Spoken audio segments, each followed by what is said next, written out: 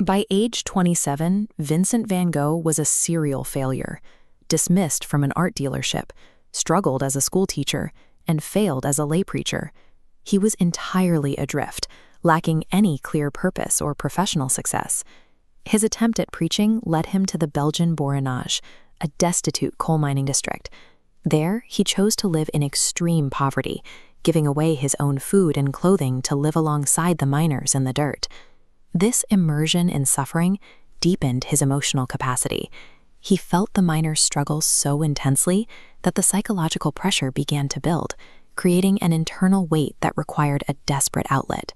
Before he ever produced a masterpiece, Van Gogh was an aimless man searching for a way to channel this overwhelming internal darkness. In 1880, he made the abrupt decision to dedicate himself to art. This pivot was only possible because of his brother Theo, who provided the lifelong financial support that allowed Vincent to focus entirely on his new craft. He did not rely on innate childhood talent. Instead, he committed to a grueling methodology of copying prints and sketches, studying weathered brushes and peasant faces to build his skills from the ground up. This period culminated in the Potato Eaters, defined by dark, earthy tones. He used a heavy palette to reflect the harsh realities of rural labor. His early style was a direct mirror of his life at the time, grim, heavy, and defined by the struggles of the poor. In 1886, Vincent moved to Paris to live with Theo. He was thrust into a city undergoing rapid modernization, surrounded by a vibrant circle of Impressionist and Neo-Impressionist artists.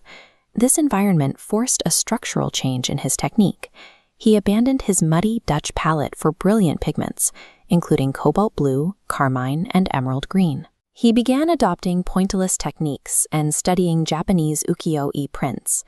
These influences pushed him away from realism, favoring expressive, non-literal uses of color.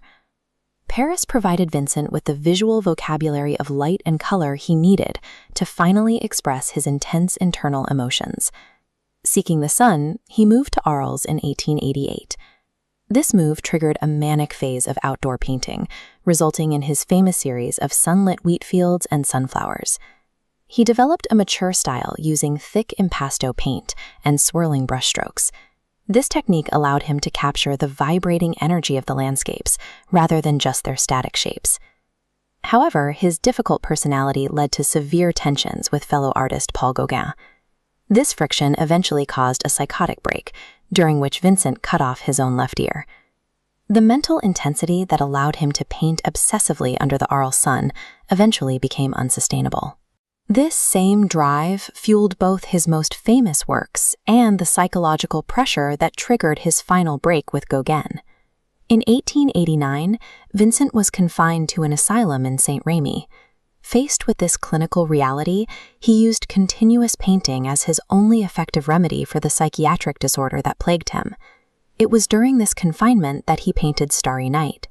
He projected his internal turmoil onto the canvas, turning the night sky into a sequence of swirling, energetic tides. After moving to Auvers and producing nearly 70 paintings in just 70 days, his mental anguish returned. He died from a self-inflicted gunshot wound in a wheat field at age 37. He died in isolation, having sold only one painting in his lifetime and convinced that his entire life's work was a failure. His fame was entirely posthumous. It was Theo's widow, Joanna, who saved his legacy by relentlessly organizing exhibitions of his art and publishing his personal letters. His emotive approach to color directly influenced modern art movements like Expressionism, teaching future artists to prioritize feeling over the literal imitation of reality.